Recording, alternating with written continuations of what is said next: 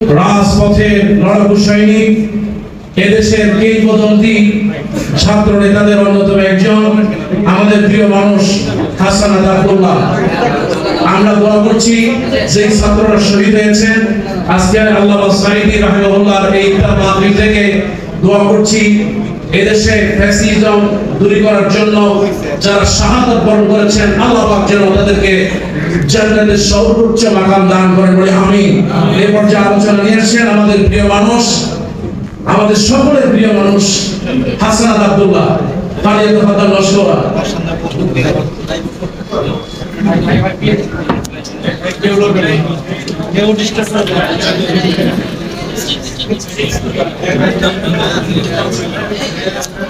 আসসালামু আলাইকুম ওয়া রাহমাতুল্লাহ। পবিত্র রমজান মাসে ইফতারের পূর্বক্ষণে আপনাদের সামনে কথা বলার সুযোগ হয়েছে।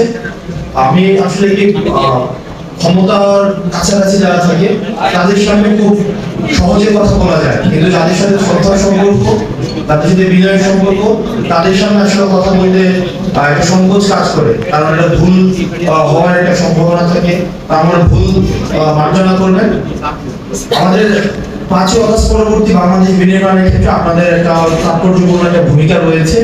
যেমন এই পুরো 1.5 বছর আপনারা যেভাবে অন্যায়ের বিরুদ্ধে, অত্যাচারের বিরুদ্ধে, নির্যাতনের বিরুদ্ধে যেভাবে আপনাদের অবস্থান অব্যাহত রেখেছেন, সেদিক থেকে আমরা শিক্ষা নিয়েছি কিভাবে অন্যায়ের সামনে মাথা তুলে দাঁড়াতে হয়, দুনিয়াবি কোন কিছুর বিনিময়ে নিজেকে দুনিয়ার ঊর্ধ্বে কিভাবে সামগ্রিক কল্যাণকে বেশি প্রাধান্য দিতে হয়, আখিরাতের কল্যাণকে বেশি প্রাধান্য দিতে হয়, এই বিষয়গুলো আমরা আপনাদের কাছ থেকে শিখেছি। আমরা আপনাদের কাছে অনুরোধ করব যে চলমান বিভিন্ন ধরনের আমরা যেই ধরনের বাংলাদেশ চাই, সেটির বিরুদ্ধে যে ধরনের সমস্যাগুলো দেখা যাচ্ছে, আজকে ঢাকায় মিছিল হয়েছে, বা ইসলামের পরিপন্থী যে ধরনের কার্যক্রমগুলো ধর্মের নামে অব্যাহত থাকে বা বন্ধ রাখার চেষ্টা করা হয়, সেগুলোর বিরুদ্ধে আপনারা সবার আগে আপনাদের অবস্থানটা অব্যাহত রাখবেন।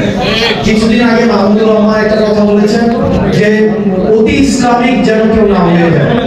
আমরা এমন কোনো কার্যক্রম যেন না করি যেটি বিশ্ব দরবারে বা আন্তর্জাতিক দরবারে ইসলামের